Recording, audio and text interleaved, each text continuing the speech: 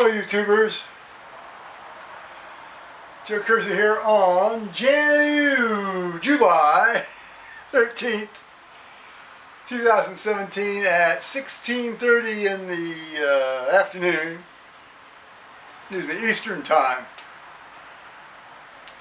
which means it's 14:30 in the afternoon Mountain time. But those of you with the ears here. Now today, my son and I went on this much anticipated, planned a while ago, trip to the shooting range out on Bethel Road. It's called and each letter has a period after it, and they're in block caps. L.E.P.D. Shooting range, and it's a gun store and a shooting range. Apparently they have two shooting ranges. One you can use rifles on, and one for handguns. I guess, or more properly pistols, or whatever convention y'all like to follow on that. It's been pouring down rain most of the day. It was pouring down rain when Thomas came. It was pouring down rain when we went in, and it was pouring down rain when we got out and got home. Or he brought me back home. He picked me up around 9:30 this morning. And yeah, it was great. Now, obviously I wanted the video and this and so forth, but yeah, it just became clear this is just not an appropriate venue to do that. People get really antsy when you bring out a camera around them interacting with their firearms. That's just the way people are here, and I don't blame them. So I have this Model 21 Glock in 45 ACP caliber. It's a used military. It's a used police or military handgun. I think it's a used police handgun. Not in the United States either. It's probably from a department over in Europe. And apparently these guys replace these things about every 2 years. And so a retired police officer friend of mine got a deal on these things. And buying and selling, a little trading here, trading there, and I don't know how many he acquired, but he said, do you want any? I said, well, I wouldn't mind to have one for myself and one for Thomas. And so I bought two of them. I think they were $400 apiece. He was wanting $400 apiece. I'm sure he paid less than that for it, because Gary never declines a profit. Let's put it that way.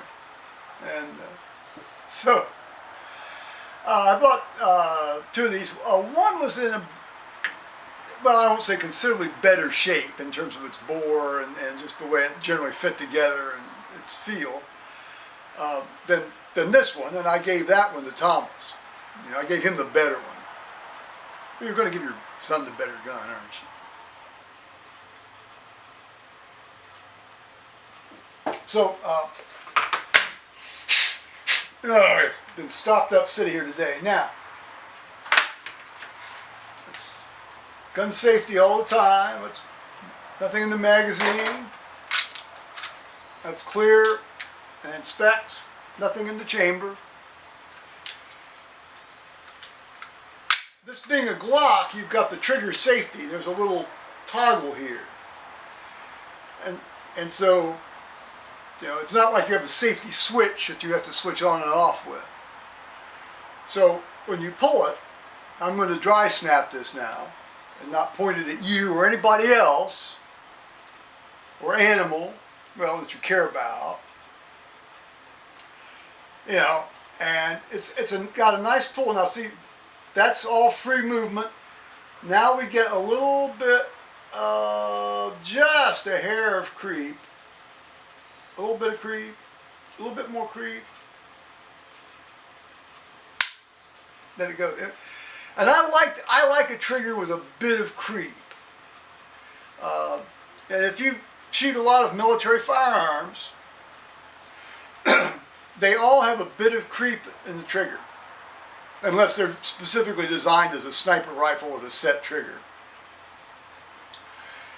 And so this is, you know, it says it's a 5.5 pound pull, and that's about right. That seems about right.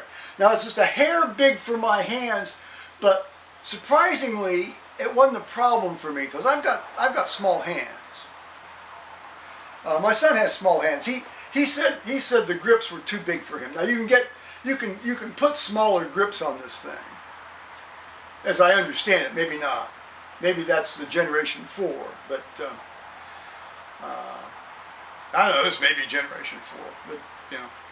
Anyway, so you know you can dry snap this gun, and indeed you have to do so to put it back in its case, its little box here. You know, because this plug, you know, it has to have the trigger back in the fired position when you do that.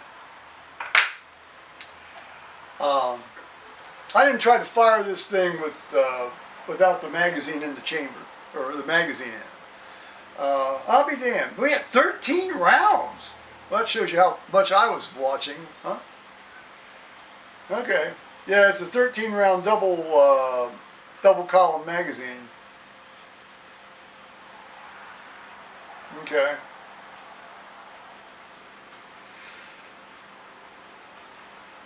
Well, a little bit more about that at non. I only was loading 10 or 7 in at any one time. What I shot was, well, since I had never shot this gun, I just wanted to kind of familiarize myself with the gun. Really, what I ought to do is I ought to leave this sitting with the action open.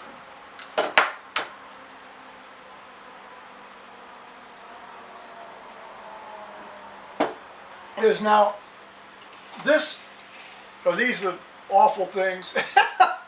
This is a box of hand loads that Gary threw in. He says, and Joe, I'm even going to throw in a box of hand loads for free.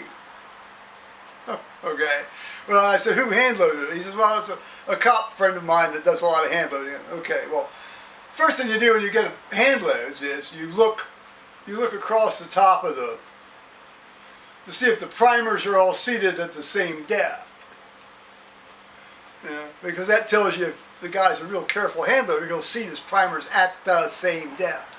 Well, here's one that's kind of sticking up a bit above the flat of the base, the plane of the base, if you will. There's another one. There's a couple of them. You know, you sort of run your finger over. You can feel them. You know, that's a big stand out there. We'll put him off to the side. And then we have one. Oh yeah. Then we have one. Actually, we have two that are considerably shorter than the other cartridges. You know, look how much shorter they are. The case length is the same. What that means is the guy wasn't careful about seating the bullets to the same depth, or he decided for some reason to compress this powder charge. So I would not characterize the fellow who loaded these as a careful hand loader. No, I would not. He's run these things off on some sort of, you know, automated press that he's had to throw the lever each time rather than have it automate, you know, mechanically indexed by a machine. Perfectly fine to do it that way. I have one of those myself, and it was just too much damn trouble to keep in adjustment. But yeah. But anyway, so the first 3 out of the 4 rounds I fired out of this box all jammed. Hear that, Gary? The first 3 out of the 4 rounds I fired out of this box all jammed. And then about every third or fourth one did, after sort of like, you know, things kind of got warmed up and moving around a bit, you know. So I won't be firing those anymore, unless I just want to, you know, stick one in single fire, you know, single round in the chamber sort of thing. On the other hand here, I have some store-bought. Now see, this is about a 185 grain bullet. That's a 185 grain bullet. Now the standard round for 45 ACP is a 230 grain bullet. Now this is what we have here in commercial ammunition from PMC. And it's, you know, PMC is a very reliable ammunition company. Now I've had this stuff around probably for the better part of 20 some years. But, you know, shot some of it today. In fact, I shot 5, 10, 15, 20, 25, 30, 35. I shot 35 rounds of it. I only shot 14 of this treacherous stuff. And that's the 230 grain. And I can't say that the load, the actual powder load behind this bullet was more than the stuff here. In fact, I would say not. I mean, you sure could hear a difference between the 230 round going downrange and the 185 round going downrange.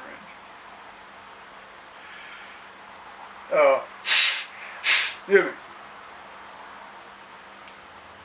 So this stuff fed perfectly, no problem. Now, as an interesting aside, the guy who ran, well, there had several people in there, but I think the owner of the store knew Thomas, and he said, talked about, you know, loading magazines rapidly without having to try to shove each round down separately. And so he sold Thomas this neat loader that you slide down over the thing and you squeeze it, you know, and ouch, oh, that's gonna bleed. And then you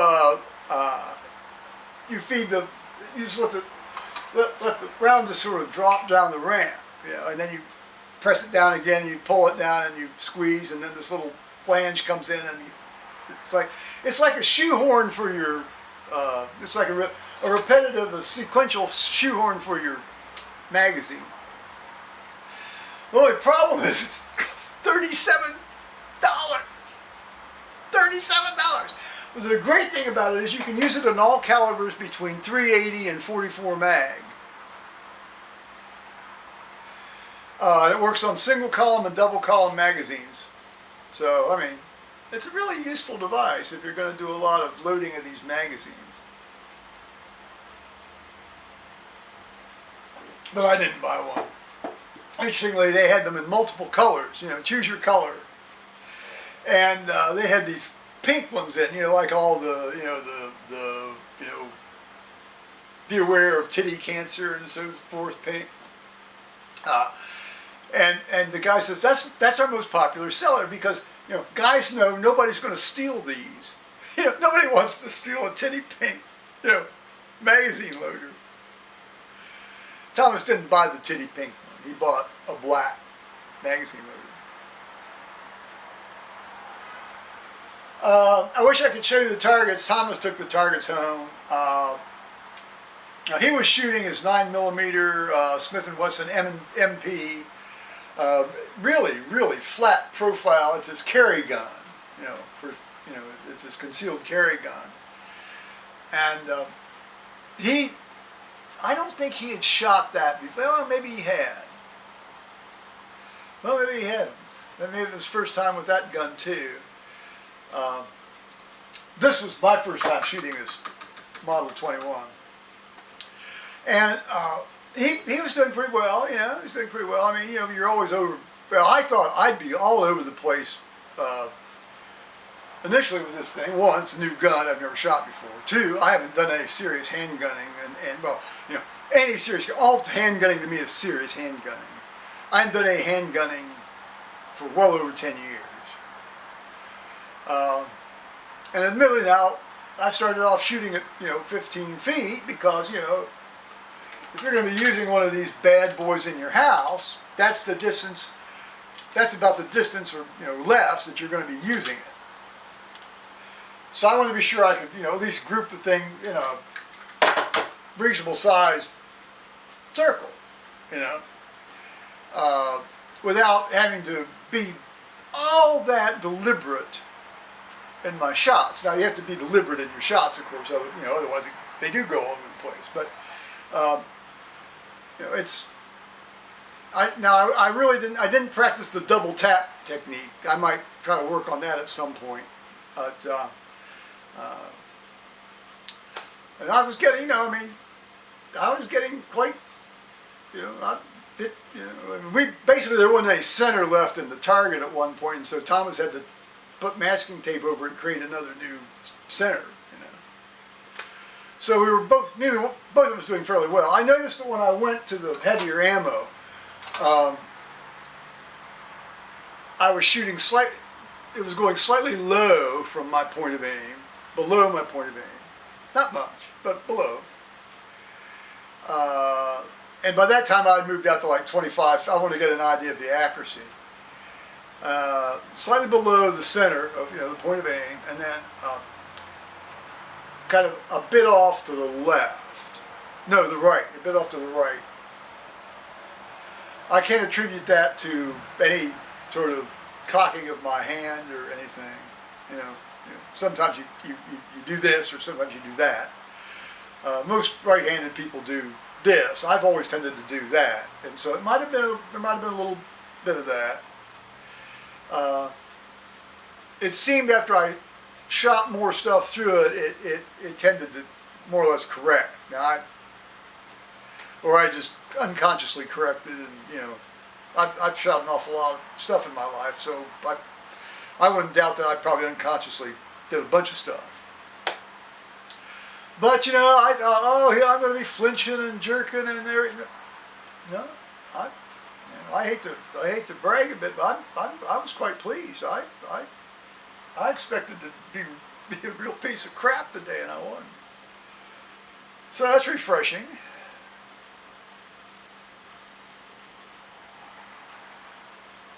Well, that was the shooting outing, and then we got, you know, as I said, drove home in the rain, and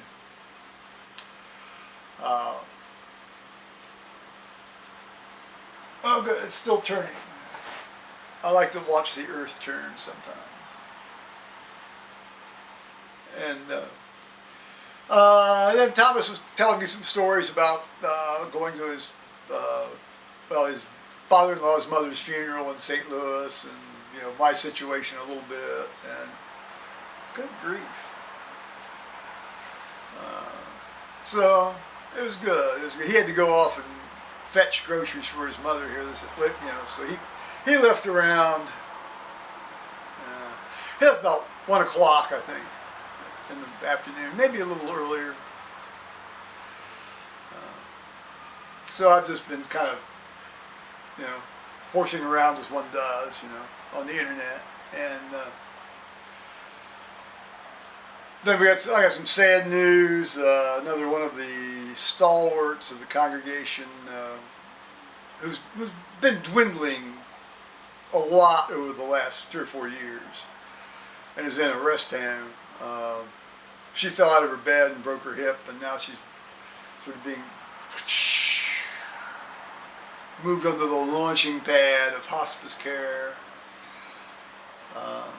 So I hope she doesn't suffer too much in the transition into the presence of the Almighty.